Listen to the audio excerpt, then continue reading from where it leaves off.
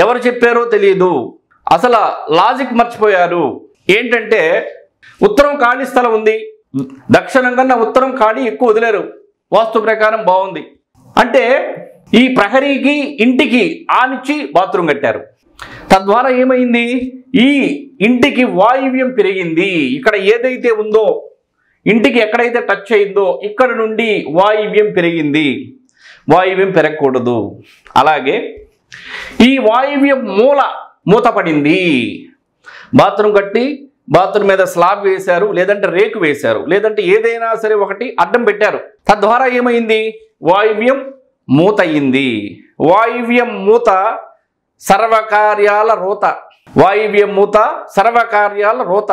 కొంతమంది ఏం చేస్తారంటే ఆగ్నేయంలో బాత్రూమ్ కట్టేస్తారు. ఆగ్నేయంలో కూడా సేమ్ ప్రహరీ ఇంటికి ఆనించి ఆగ్నేయంలో బాత్రూమ్ కడతారు. ఆ విధంగా కట్టమని ఎవరు చెప్పారు? అసలు తూర్పు స్థలం వదిలినప్పుడు మరి ఈ మూల ఎందుకు వదలట్లేదు? మీరు మూల కూడా వదలాలి కదా. సరే వదలలేదు, మరి ఈ యొక్క ప్రాకారం ఈ మూలలో ఇంటికి టచ్ అవ్వచ్చా కాదా అనేటువంటి ఆలోచన ఎవరికి రాదా? స్థలం ఉందని చెప్పని మూత వేసేస్తారా?